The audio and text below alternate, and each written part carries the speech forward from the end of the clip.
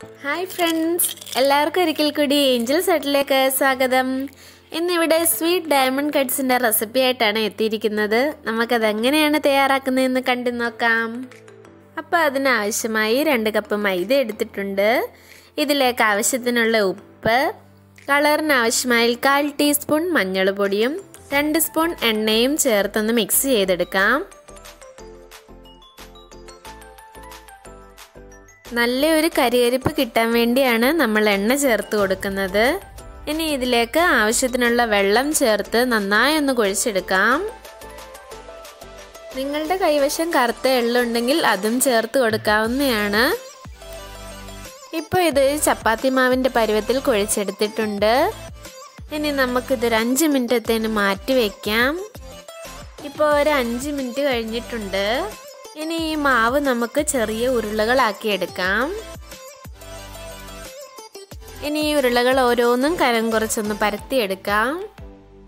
ഇടയ്ക്കിടയ്ക്ക് ഇതുപോലെ പൊടി വിതറി കൊടുത്ത് വേണം ഒന്ന് പരത്തിയെടുക്കാൻ. ഇപ്പോൾ ഇതുപോലെ ഒന്ന് പരത്തിയെടുത്തിട്ടുണ്ട്. ഇനി നമുക്ക് ഇതെല്ലാം ഡയമണ്ട് ഷേപ്പിലൊന്ന് കട്ട് ചെയ്തെടുക്കാം. അപ്പോൾ ഇതുപോലെ നമ്മളൊന്ന് കട്ട് ചെയ്തെടുത്തിട്ടുണ്ട്. ഇനി ഇത് നമുക്ക് ഫ്രൈ ചെയ്തെടുക്കാനായി ഒരു പാൻ അടുപ്പിൽ വെച്ച് കൊടുത്തിട്ടുണ്ട്. അതിലേക്ക് ആവശ്യത്തിനുള്ള എണ്ണ ഒഴിച്ച് ചൂടാക്കാം.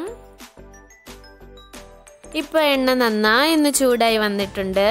ഇനി ഇതിലേക്ക് നമ്മൾ കട്ട് ചെയ്ത് വെച്ചിരിക്കുന്ന ഡയമണ്ട് പീസുകൾ ഇട്ട് കൊടുത്തൊന്ന് ഫ്രൈ ചെയ്തെടുക്കാം. ഡയമണ്ട് കട്ട്സ് ഇട്ട് കൊടുക്കുമ്പോൾ കട്ട കെട്ടി കിടക്കുന്ന പോലെ തോന്നുമെങ്കിലും എണ്ണയുടെ ചൂടുകൊണ്ട് അത് ഓരോന്നായി തനിയെ മാറിക്കൊള്ളും.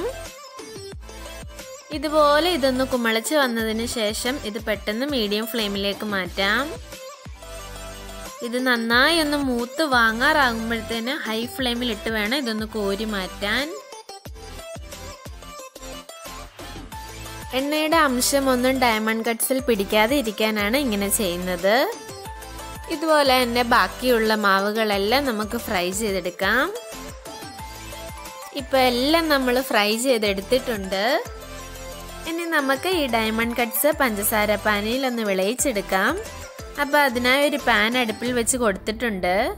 അതിലേക്ക് 1/2 കപ്പ് പഞ്ചസാരയും 1/4 കപ്പ് വെള്ളവും ചേർത്ത് കൊടുത്ത് ഈ പഞ്ചസാര ഒന്ന് അലിയിച്ചെടുക്കാം. പഞ്ചസാര ഇപ്പോൾ നന്നായി ഒന്ന് അലിഞ്ഞു വന്നിട്ടുണ്ട്. ഇനി ഗ്യാസ് ഓഫ് ചെയ്യാം. ഈ ചൂട് പഞ്ചസാര പാനിയിലേക്ക് ഫ്രൈ ചെയ്തെടുത്ത ഡയമണ്ട് കട്ട്സ് ഇട്ട് കൊടുത്ത് നന്നായി ഒന്ന് മിക്സ് ചെയ്തെടുക്കാം.